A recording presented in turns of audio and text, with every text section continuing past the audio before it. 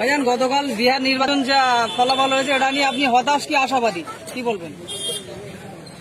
দেখুন, বিহারের নির্বাচন, বিহারের কৃষ্টি কালচার আমার বাংলার সাথে এক হবে না। সবচেয়ে বড় কথা হচ্ছে বিহারের নির্বাচনটা খুবই হাড্ডাহাড্ডি হয়েছে, প্রথম যেটা দেখছি। দ্বিতীয় নম্বর কথা হচ্ছে কিছু রিপোর্ট ভেসে আসছে যেটা ইভিএম এর ব্যাপারটা, ভোট দিচ্ছে এক জায়গায়, পড়ছে আর এক জায়গায়, এইসব কারচুপি আছে।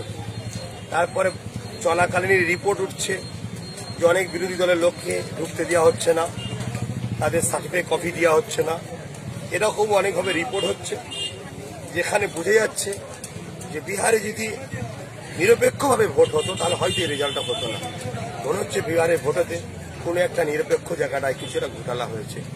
আর হতাশের কথা বলছেন, দেখুন বর্তমান যে পরিস্থিতি, এই পরিস্থিতিতে বেকারত্ব দিনকে দিন বাড়ছে। বিজেপি গভর্নমেন্ট যেখানে যেখানে আসছে সেখানে সেখানেই তো মানুষের মৌলিক অধিকারটা কেড়ে নিচ্ছে। সেটা তো একটা দুর্ভাগ্যজনক, এই জায়গাটা হতাশা হওয়াটা স্বাভাবিক। আপনি নিজে বলছেন যে ডিসেম্বরে দল ঘোষণা করবো, অথচ মিমের যারা এখানে ইউনিট আছে তাদের সূত্রে জানা যাচ্ছে যে ফুরফুরা দরবার শরীফে আব্বাস সিদ্দিকীর সাথে আমাদের কথাবার্তা রয়েছে, উনি বেঙ্গলের প্রেসিডেন্ট হতে পারে মিমের। এটা কি গুজব? হ্যাঁ, এটা পুরোপুরি ফেক কথা। এরকম কোনো কথা কারোর সঙ্গে হয়নি। মানুষ আমার সঙ্গে দেখা করতে আসে, কেউ মিমের নেতা হিসেবে আসে না, কেউ কংগ্রেস বাম কংগ্রেসের দেখা করতে। আমার কাছে সবাই আসে মানুষ হিসাবে। কারোর সঙ্গে এরকম কোনো কথা হয়নি যে আপনার সঙ্গে জোট হবে, আপনার সঙ্গে কথা হবে। এই পর্যন্ত কোনো রকম কথা আজ পর্যন্ত হয়নি, কারোর সঙ্গে গুজব কথা। আচ্ছা, আমরা দেখছি সম্প্রতি টিএমসির মুখপাত্র দেবাংশু বলছেন আব্বাস সিদ্দিকীকে আমি চিনি নি, 444টা প্রার্থী দিলে আমাদের কোনো যায় আসে না। কি বলবেন এটা নিয়ে? এটা পলিটিক্স, এটা রাজনীতি করতে হয়, বলতে হয়। চেনে কি চেনে না ওটা বড় জিনিস না। কাল আমায় কে চিনলো বা তাকে আমি চিনলাম ওটা বড় ফ্যাক্ট না। সময় আসলে 84 কি 400 কিছু যায় আসে না, তত এত ঘেউ ঘেউ করছে কেন? তাহলে এত আমার ছেলেগুলোকে জুলুম করছে কেন? গণতন্ত্রকে হত্যা করে মানুষকে মিথ্যা কেস দিচ্ছে কেন? কিছু যায় আসে না। যখন তুমি তোমার মতো করো, আমি আমার মতো করি, কত মায়ের দুধ খেয়েছো দেখা যাক না, দেখি তাহলে বুঝে যাবেন। অথবা এগুলো পলিটিক্স বলতে হয়। এরা তো মিথ্যায় ডুবে আছে আর দুর্নীতিতে ডুবে আছে। সেই জায়গায় এরা প্রতিটা কথাতে মিথ্যা বলে। এটা পলিটিক্স, এরা মিথ্যা পলিটিক্স করছে। এদেরকে পতন এদের অবশ্যই, যদি এরা শুধরে যায়, যদি শুধরে যায় হয়তো একটা জায়গায় আসার বা একটা ভালো রেজাল্ট করার, কমলাল শক্তিকে রুকার একটা চিন্তা ভাবনা হতে পারে। আপনি প্রতিটা মাহফিলে বলছেন যে সব লিস্ট তৈরি করার কথা, আদৌ আপনার কি উদ্দেশ্য আছে লিস্টের তোর পিছনে, এর পিছনে? দেখুন, রিসেন্ট করে আর একটা লিস্টের কথা আমি বলেছি, সেটা শুনেছেন কি জানি না। যারা মার খাচ্ছে তাদেরও লিস্ট করুন, যাদেরকে মারা যারা মারছে তাদের লিস্ট করুন। প্রথম কথা, যাদের উপর জুলুম হচ্ছে ওদের লিস্ট করতে বলা হচ্ছে কেন?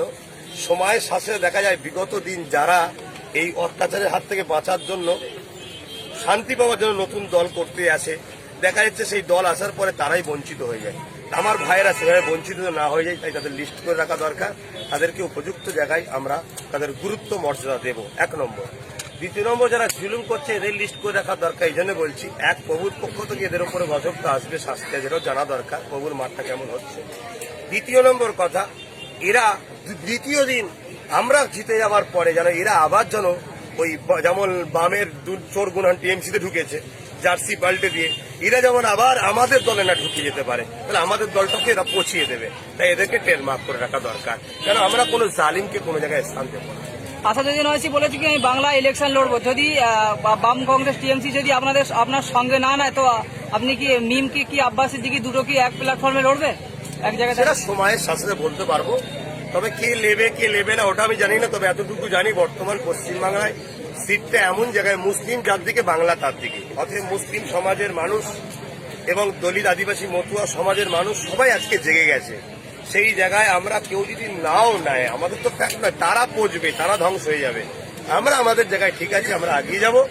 এবারে মিমের কথা যেটা বললেন, সময়ের সাথে সবকিছু বলা যাবে। উনি আসবে কি আসবে না সেটা আমি জানি না তো, কেন ওনার সেরকম খবর অনেক দিন থেকে শুনছি, অনেক লোকের মুখে শুনছি, তেমন কোনো বিশেষ সূত্রে খবর পাওয়া যায়। উনি গতকাল প্রেস কনফারেন্সে এটা বলেন। আর একটা প্রশ্ন ভাইজান, সে আপনি আগে বলতেন আমি রাজনীতি করব না বা রাজনীতির লোকের সাথে মিশবেন, অথচ আপনি নিজেই রাজনীতির ডাক দিয়েছেন, এর পিছনে কি উদ্দেশ্য আপনার? দেখুন, আমি রাজনীতি বলতে যেটা বুঝিয়েছিলাম মানুষকে, যেটা রাজনীতির নামে যে দুর্নীতি হচ্ছে, এদের সঙ্গে মিশবেন না, এদের সঙ্গে আমি মিশছিলাম। সেটা আমি আজও তো বলছি, যারা দুর্নীতি করে এদের সঙ্গে মিশবেন না, এদের সঙ্গে আমি মিশতে রাজি নয়। কিন্তু পরিস্থিতিকে সামনে রেখে মানুষকে আগিয়ে আসতে হয়, সেই আজকে এই দুর্নীতি সমাজকে বাঁচাবার স্বার্থে পরিস্থিতিকে সামনে রেখে কোনো মানুষ যখন ভালো মানুষ আগিয়ে আসছে না, তাহলে মানুষগুলো একের পর এক গরিবগুলোর উপর জুলুম হচ্ছে, এদেরকে বাঁচাবার স্বার্থে তাই আমি আগিয়ে এসেছি, এদেরকে বাঁচাবার উদ্দেশ্য। সম্প্রতি একটা আপনার ভিডিও ভাইরাল হচ্ছে বক্তব্য যে আপনি একসময় বলেছেন দাদা হুজুর মানে আপনার জমিয়ত উলামা হিন্দ যখন রাজনীতিতে করেছিল তার জন্য উনি সরে এসেছিলেন অংশগ্রহণ কারণে। পুরো ভিডিওটা দেখাই না, এটা আমিও দেখেছি, আমারই একজন আব্বা সেটা শোনাচ্ছে। বড় খুশির বিষয়, ছেলেকে সমাজের কাছে চিটিংবাজ করছে আমারই আব্বা।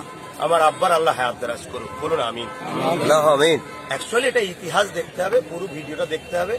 আমি ইতিহাসে যখন দেখলাম, সেটা দেখলাম যে জমিয়ত উলামা হিন্দ তৎকালীন সময় পার্টিকে খুশি করার জন্য ইসলাম বিরোধী কিছু কর্মকাণ্ডকে বলেছিলেন। তখন তিনি বললেন যে এই সংগঠনের সাথে আমি থাকতে পারবো, এটা বইয়েতে আছে। ভালো থাকবে।